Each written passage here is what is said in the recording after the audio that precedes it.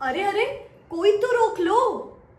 अरे कोई तो रोक लो इस बच्चे को टाइम पास करने से और टाइम वेस्ट करने से।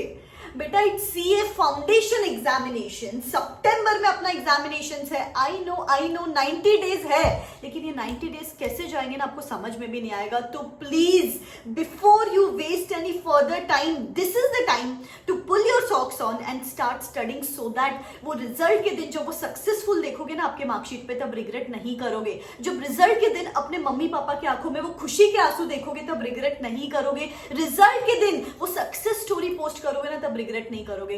तो प्लीज बेटा just commit to me in the beginning itself, comment in the comment section below 90 days जिद्दी mode on, I will clear my CA foundation and make my parents feel proud. बेटा this is the day, if not now then when. तो please शुरू करते हैं। इस video में आपको पूरा बताने वाली हूं कि आपको कितने नंबर ऑफ आवर्स पढ़ने चाहिए, कितने रिविजन्स करने चाहिए, कौन से मटेरियल से पढ़ना चाहिए, अप्रोच क्या होना चाहिए, सब्जेक्ट का कॉम्बिनेशन क्या होना चाहिए, पूरा पूरा पूरा। Consider me like your elder sister only, I will get your things sorted. बस आपको मुझे कमिटमेंट देनी है कि ma'am I am going to study like never before, because I am telling you, कोई बच्चा सीए फाउंडेशन में अगर फेल होता है ना, तो जो उसका कॉन्फिडेंस लो होता है, that is insane. And I am sure आपको वो फेथ से गो थ्रू नहीं करना है, राइट? आजकल सीए फाउंडेशन का पास परसेंटेज भी इतना लो हो रहा है विद एवरी पासिंग डे।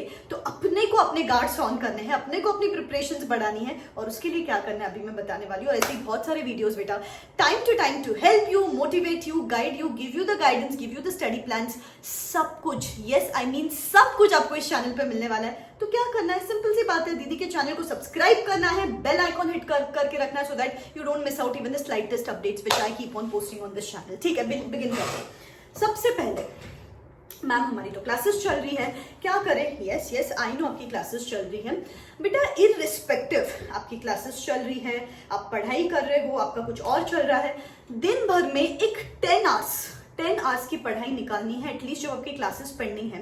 अभी ये जो 10 आवर्स है, इसको कैसे डिवाइड करना है बेटा? मैक्स टू मैक्स 31 जुलाई का डेडलाइन सेट कर दो, वो स्टडी टेबल पे लगा दो, मम्मी पापा के कैलेंडर पे लगा दो, आपके फोन के कैलेंडर पे लगा दो, आपके फोन पे वॉलपेपर लगा लो।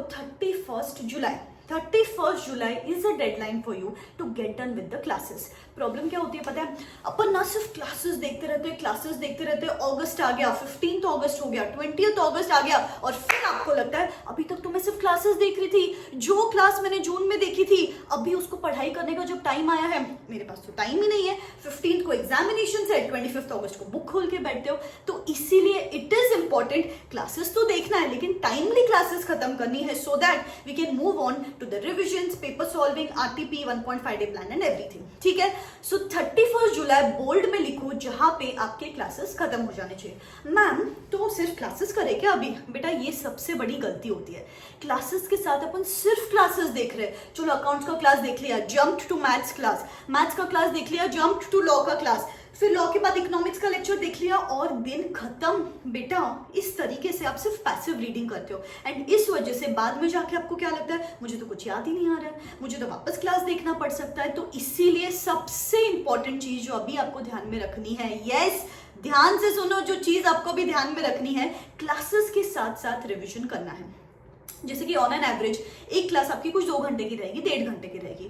7 to 8 hours in a day class को दो, उसके बाद 2 से 4 घंटे रिविजन्स को दो। आज दिन भर में मैंने जो पढ़ा था उसको रिवाइज करना है, जो भी कॉन्सेप्ट पढ़ा था उसके बेसिस पे 1 से 2 क्वेश्चन सॉल्व करने हैं, सो दैट वो कॉन्सेप्ट ना दिमाग में फिक्स बैठ जाए। It is very necessary for your muscular memory कि जो क्लास में पढ़ाया है इमीडिएटली उसको कर लिया, नेक्स्ट डे का क्लास बिगिन करने के पहले एक बार रिवाइज कर लिया, एंड संडे टू संडे जो पूरे हफ्ते भर में किया था उसको रिवाइज कर लिया। फिर मजा ले किसी की कि आपको अगस्त मंथ में कॉन्फिडेंस लो हो या पैनिक अटैक्स आए। इसीलिए इट इज वेरी इंपॉर्टेंट, ये छोटे छोटे जो रिविजन स्लॉट्स हैं वो निकालने हैं रेगुलर बेसिस। 3 से 4 घंटे जो क्लासेस में पढ़ा है उसके साथ रिवाइज करो, नेक्स्ट डे नया क्लास बिगिन करने के पहले रिवाइज करो, and Sunday to Sunday revision करते रहो। ठीक है, I hope you get this. It is very very very important, a very important strategy. अपन पैसिव रीडिंग करते करते भूल जाते कि we don't want to complete the syllabus, we have to understand and practise the syllabus. Okay, very important. तो आपकी first reading हो जाएगी 31 जुलाई तक प्रॉपरली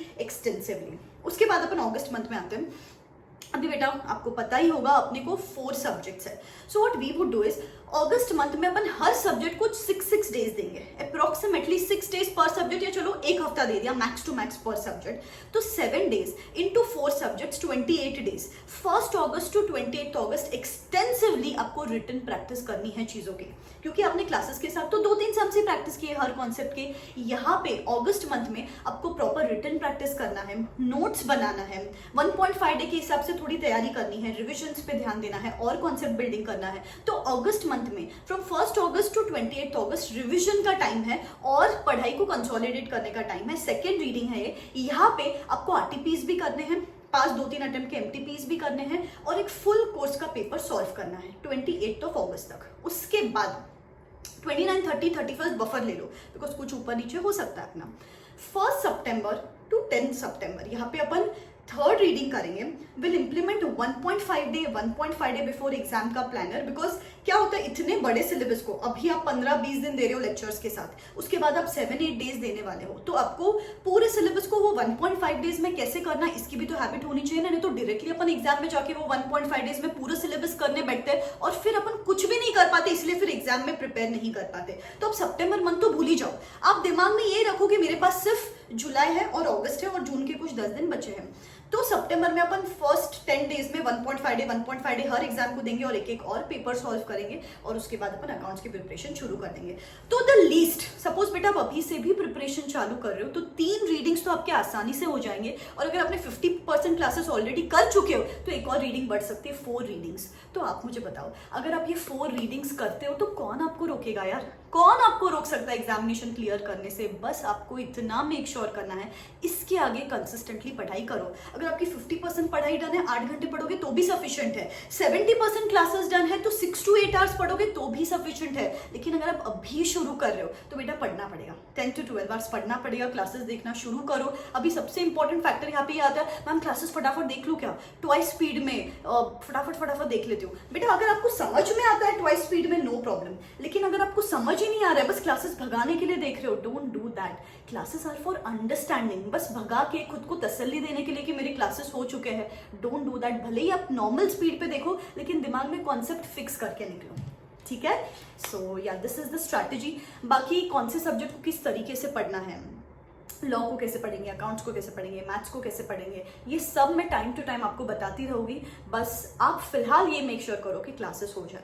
क्लासेस के साथ साथ जो भी पढ़ रहे हो उसकी रिटन प्रैक्टिस कर लो, सम्स की प्रैक्टिस इमीडिएटली करनी है, ठीक है। और अगर आपको मेरे से किसी हेल्प की जरूरत है तो you can register for my instant phone call session, जहाँ पे मैं आपके लिए एक पर्सनलाइज प्लानर ड्राफ्ट करती हूँ कि बेटा आज कौन सा चैप्टर करना है, कल कौन सा चैप्टर करना है। आपके वीक सब्जेक्ट स्ट्रॉन्ग सब्जेक्ट के हिसाब से हम कॉम्बिनेशन डिसाइड करते हैं, रूटीन डिसाइड करते हैं, कंसिस्टेंसी कैसे रखनी है, पूरा डिटेल में मैं आपके साथ बात करती हूँ। तो if you want any such guidance, description box में उसका भी लिंक है। बस द बॉटम लाइन इज पढ़ाई करना शुरू करो, एंड ऐसे ही बहुत सारे वीडियोस चैनल पे आते रहेंगे, ठीक है। Wish you all the very best, this is me signing out, wish you all the best.